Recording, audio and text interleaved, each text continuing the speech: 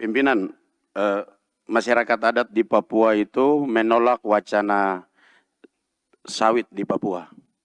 Jadi nanti sampaikan ke Pak Prabowo sama Bahlil itu stop dengan barang itu. Karena orang Papua tidak suka. Dan seharusnya DPD RI mendengarkan aspirasi rakyat. Karena kita tidak punya partai, tapi kita punya rakyat, kita punya masyarakat. Terima kasih. Pimpinan. Ya baik, jadi sebelum Bung Vincent terakhir ya, tapi saya mau sampaikan begini. Jadi tadi Bung Agus itu sampaikan moratorium, itu sebenarnya kan sudah.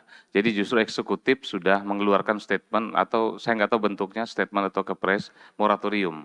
Nah kita kembalikan ke tugas kita. Tugas dan fungsi kita sebenarnya yang paling melekat dan kuat secara konstitusi itu adalah fungsi pengawasan. Masalahnya adalah apakah fungsi pengawasan kita sudah kita jalankan dengan maksimal? Itu pertanyaannya.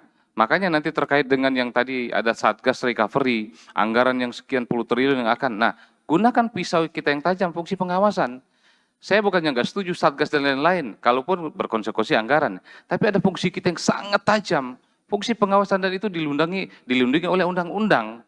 Nah cuman masalahnya teman-teman sendiri yang harus kita refleksi juga, apakah fungsi pengawasan kita sudah kita lakukan dengan maksimal.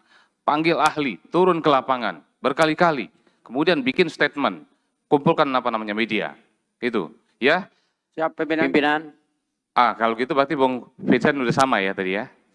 Aceh juga. Pak Mayor sudah sama tadi? Anda, ini beda sedikit. Beda-beda. Waduh, ini masih banyak ini. Ini jam 12. 1 menit aja, Pak. Oke, kalau gitu pendek-pendek aja ya? Iya. Ya.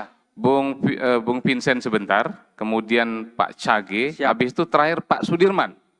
Itu terakhir ya, biar kita cepat bisa selesai. Bung Vincent, Pak Mayor ya. Makasih pimpinan.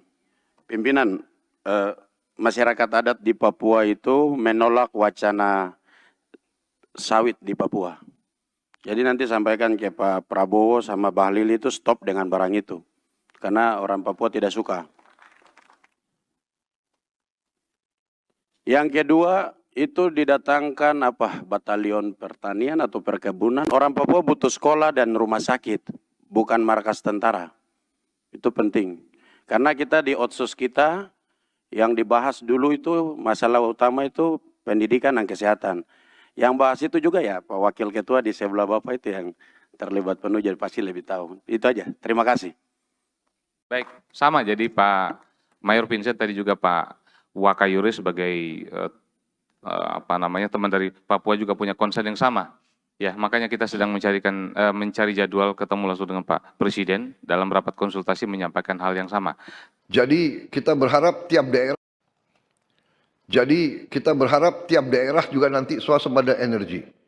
Saya kira Papua punya sumber energi yang sangat baik dan Menteri ESDM juga sudah merancang bahwa daerah-daerah Papua harus menikmati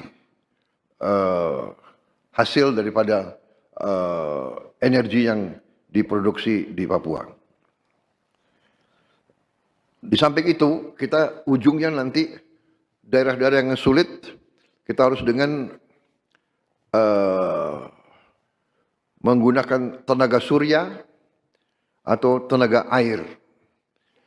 Teknologi tenaga surya sekarang sudah semakin murah dan ini bisa untuk mencapai daerah-daerah yang terpencil.